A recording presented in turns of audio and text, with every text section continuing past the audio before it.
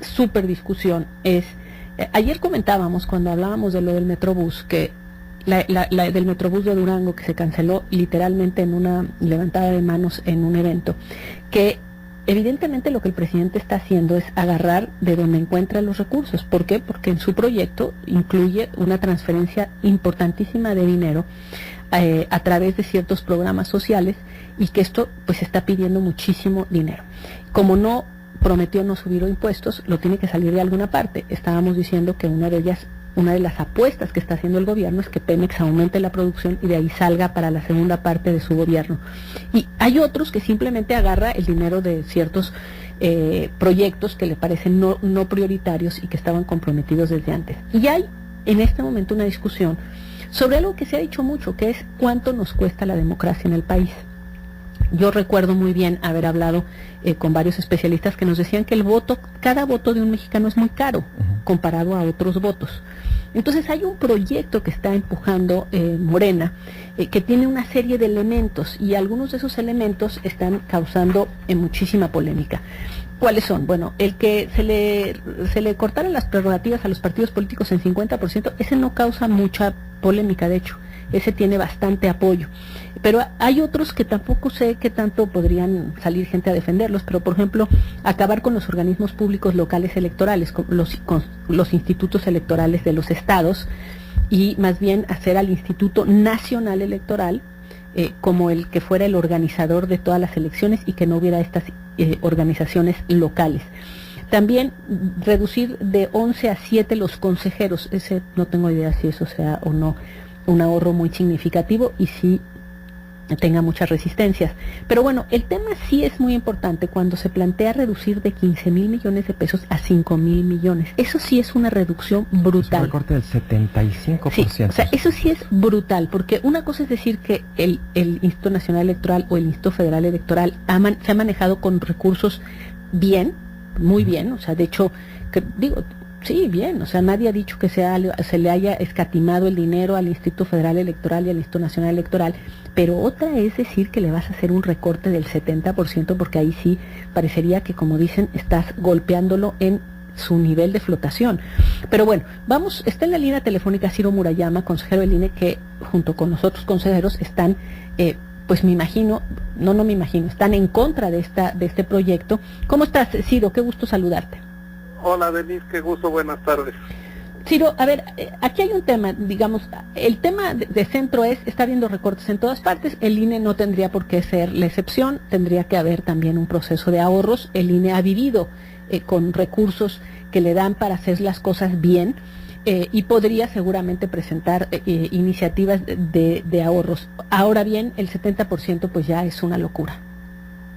Bueno, realmente el INE hace tareas que incluso van más allá de lo estrictamente electoral. Déjame decirte que más de una tercera parte del gasto operativo del INE se va en mantener el padrón electoral, que es en los hechos nuestra cédula de identidad ciudadana con la cual todos nos identificamos cada día, y si te da un recorte de esta magnitud, pues ni siquiera nos alcanzaría para mantener el padrón, y ya no podríamos hacer las elecciones ni ninguna otra actividad. De esa magnitud sería un golpe de un recorte del 70%, es decir, sería desmantelar una institución clave que ha permitido que México renueve sus poderes de manera democrática, pacífica, a través del voto libre. Entonces este es uno de los casos en donde el ahorro puede salir más caro.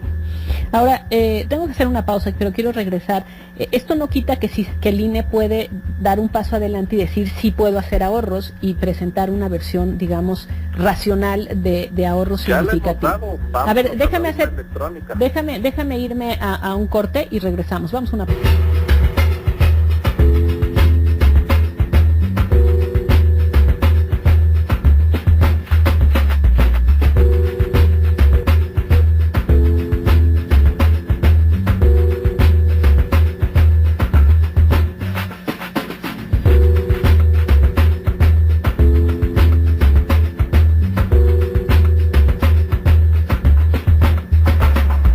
Regresamos, estamos aquí atando cabos y estábamos escuchando a Ciro Murayama y decíamos, o sea, en el tema de los recortes, desde luego parecería algo incompatible. Por una parte, reducir de 15,000 millones a 5,000 millones, pues sí suena al desmantelamiento de una institución. Y por otra parte, el tema también de una institución que fundamental en la transición a la democracia, la verdad sí tendría yo que decir que fue una de las consentidas de la transición, en el sentido de darle todos los medios para que las elecciones justamente se volvieran creíbles, para que los votos se contaran y contaran. Entonces, como que en este momento de austeridad generalizada, en donde hemos visto pasar investigación, arte, cultura, de todo, uno pregunta, bueno, ¿y entonces qué onda con el INE? Tú me decías, ya lo hicimos. Bueno, nosotros tenemos propuestas para que esto se concrete. Si vamos a la urna electrónica, podríamos, en 2021, en la siguiente elección federal, podríamos ahorrar alrededor de 4,500 millones de pesos si se disminuye a la mitad, no el financiamiento público a los partidos, porque sería privatizar la vida de los partidos, y eso beneficia al partido que está en el gobierno, como pasaba en las épocas del PRI, cuando no había financiamiento público bien regulado y sobre. Pero es que ahorita hicimos un salto cuántico, nada más. Una cosa son las urnas, o sea, ¿tú no estás a favor de que se le reduzca el 50% a los partidos políticos su dinero? Sí, a nivel local, incluso más. Te voy a decir cuál es la consecuencia. Déjame hacerte primero una... Pero son dos cosas, ¿no? Lo de la urna y los partidos. Ajá. Por eso, pero es presupuesto electoral, porque los 15,000 millones que estás diciendo abarca los dos. El INE no tiene un presupuesto operativo de 15,000, por eso me permití hacer una propuesta que abarca 7,000 millones de pesos de ahorro. Que sería la urna, la urna, ¿no? Urna electrónica, y una reducción a las prerrogativas de los estados, que eso sí se aumentó drásticamente y sin discusión ni justificación previa en 2014. Eso implicó un aumento al año, incluso en época no electoral, de más de 1,500 millones de pesos con cargo a los recursos de las entidades federativas. Estas dos propuestas que hoy hizo Lorenzo Córdoba y que yo ahora les comento, no implican ni afectar la autonomía del INE, ni conculcar atribuciones constitucionales, ni es un buen punto de descentralizar, ni tampoco afectar la profesionalización del INE. Hoy incluso se plantea que pueda desaparecer la institución y aparecer cada 3 años. Justamente después de la crisis política de 88, se creó una institución permanente para que la gente que hace las elecciones tenga seguridad que su trabajo no está en riesgo, que no tiene que ir a buscar empleo pasando la elección con quien resulte ganador, sino que hay un cuerpo civil de carrera estable. Esto, que es clave de la autonomía, yo creo que son de las cosas que no se deberían, en la búsqueda de supuestos ahorros, comprometer. La reforma de 2014 se hizo con el anuncio de que implicaría ahorros, y resultó lo contrario. Entonces, si no hay un buen análisis técnico y político de las consecuencias de los supuestos ahorros, pueden salir caros en términos económicos y en términos de deconstrucción democrática. ¿Cuáles son las claves de nuestras elecciones creíbles?